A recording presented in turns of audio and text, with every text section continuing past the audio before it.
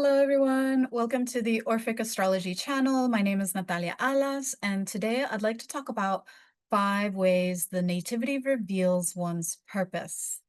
One of the most common inquiries people have about their natal chart is to get insights regarding their purpose or to find out whether or not they're on the right path. So I've compiled a brief overview of some of the key placements that I first look at when assessing life purpose. There are many other ways that can support discerning this topic, but these are just 5 ways that can tell us a lot right off the bat. So let's begin. Number 1, the lot of fortune. Since antiquity, the lot or part of fortune is considered to be the most important hermetic lot for deducing one's destiny, from determining the health and vitality of the individual to their successes and victories. It is calculated by taking the arc distance from the moon to the sun, then casting that from the ascendant and reversing for night charts. The house, the sign, and its triplicity or elements, as well as the terms or bounds of the lot of fortune, along with where the domicile ruler and, if applicable, exaltation ruler of the lot are found, reveal areas where you will have authority, natural talent, and receive support throughout your life without even trying. The 11th house from fortune further specifies the type of prosperity one can achieve and is referred to as the place of accomplishment by Vedic balance. Benefics in this place can indicate great prosperity. The moon and Mercury can indicate fluctuation of one's prosperity. Mars can indicate loss, while Saturn's influence can indicate land wealth or disasters. I'll be recording a separate video for a series on the lots soon, which will go into more detail about the lot of fortune through the signs and in the houses. So make sure you're subscribed to be notified when that drops. Number 2, the lot of spirit, also known as the lot of the hidden or the hidden part. The lot or part of spirit tells us about the nature of the soul's inclinations, which can greatly direct the course of one's path in the fulfillment of one's purpose. Spirit shows up as our hidden thoughts or higher intuition and can manifest as divine sparks of insight that fuel our genius. Having the lot angular or in a succeedent house can indicate one's right alignment to one's destiny and the willingness to pursue it, while having the lot of spirit or its ruler and aspect to the malefics can show up as self-doubt or a conflicting conscience. The terms or bounds of the sign and triplicity or element of the lot and its ruler further determine the type of lifestyle, profession, or community one's soul will be inclined towards. The lot is calculated by taking the arc distance from the sun to the moon and casting that from the ascendant, reversing the formula for night charts. Again, I'll be recording a separate video for the lot of spirit too, which will go into more detail about the lot through the signs and in the houses. So stay tuned for that. Number 3, the first Triplicity Lord of the 10th house. Triplicity Lord techniques primarily come to us from the Persian astrologer Al-Andar, who is believed to have lived near the end of the Sasanian Empire in either the 6th or 7th century, and who is cited frequently by Al-Khayyat, the 10th century Persian astrologer and polymath, who is best known for his introduction to the art of judgments of the stars. According to Al-Andar, the first Triplicity Lord of the 10th house cusp represents one's expertise, as well as leadership skills, honor, and rank. This is determined by the Triplicity Lord's essential dignity and accidental fortitude, whether the planet is happy in its sign and in a favorable place in the chart. So how do you calculate the 10th house cusp? It's actually quite simple. You just look at the degree of the midheaven or MC. I tend to use the Al-Khayyat house system to calculate the rest of the house cusps for this technique, but you can experiment with your preferred house system.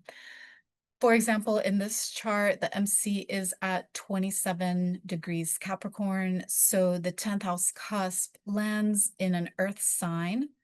The first triplicity lord of the earth signs is Venus for day charts or the moon for night charts. This chart here breaks down the triplicity lords by sect and trigon.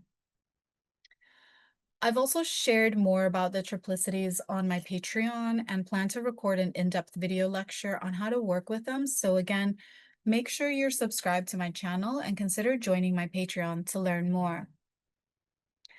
Number 4, the Lord of the Nativity, also known as Kyrios in Greek, Al-Mubtas in Arabic, or Al-Mutan in Latin.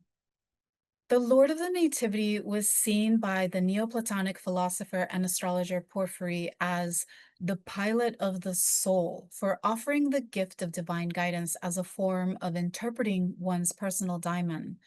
The Kyrios is considered to be the planet with the greatest authority in the Nativity to direct the individual toward spiritual liberation by fulfilling one's purpose or intent of incarnation. The Lord of the Nativity was one of 3 chart rulers assessed as what Demetra George refers to as the supreme rulers of the Nativity.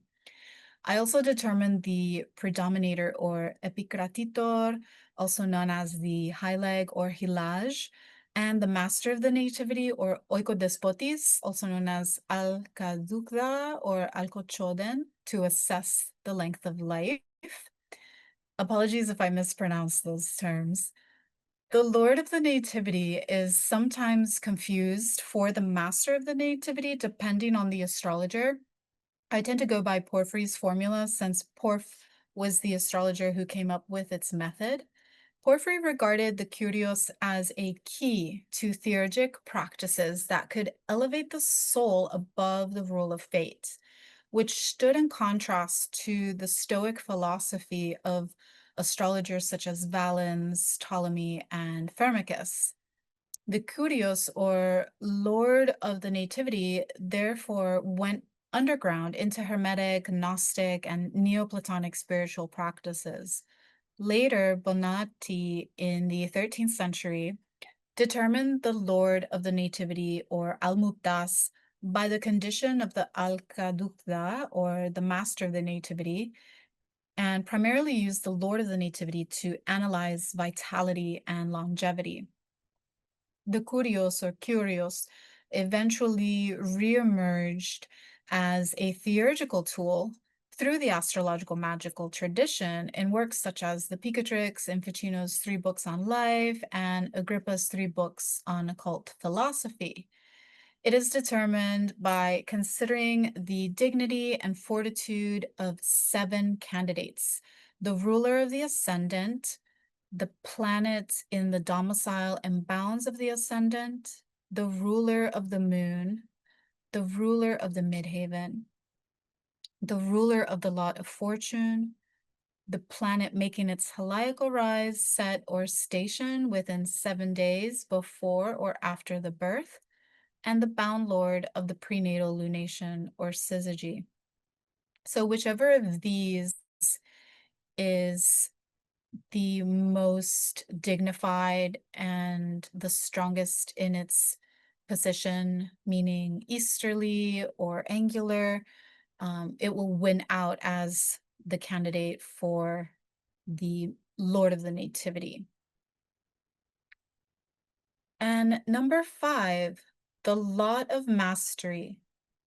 The Lot of Mastery comes to us from pre-Islamic Zoroastrian astrology by way of the Persian tradition and was used to identify the type of mastery one was destined for, whether it be royal or leadership positions, priestly or otherwise. According to Sal ibn Bishir, if the Lord of the Lot is Mercury, Mars, or Saturn, it gives testimony for an individual with magical ability and spiritual talents. If the lot or its lord aspects Mercury, Mars, or Saturn, and or if the lot or its ruler's dodecatemoria, also known as 12th part, is in Gemini, Virgo, Capricorn, or Scorpio, or the dodecatemoria lands in the third or ninth house, it also gives testimony of magical ability and spiritual talents.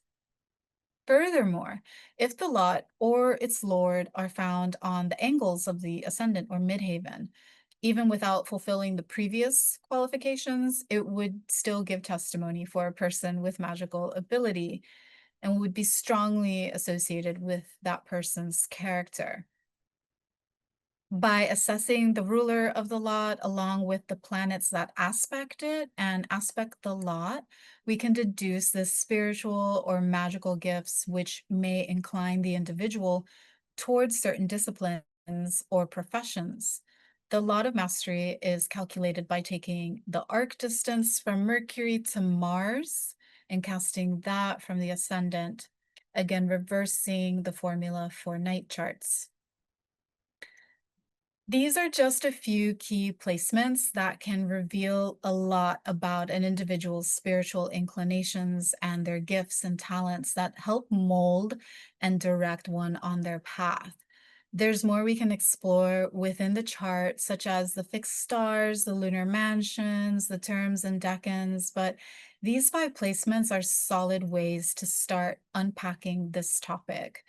Hopefully, this video provides you with a compass for where to look in your own and others' nativities when addressing the question of life purpose. If you'd like to learn more about how to interpret your own chart or get a second opinion from a professional astrologer, consider scheduling a reading with me through my website linked below. Let me know in the comments what stood out for you. If you've had any epiphanies or cool examples with any of these placements, I would love to hear more about your own experiences working with these techniques. So thanks for tuning in. Make sure to hit the like button and share with your friends. And if you're new to my channel, make sure to subscribe. A special shout out to my fabulous patrons and supporters. Ciao until next time.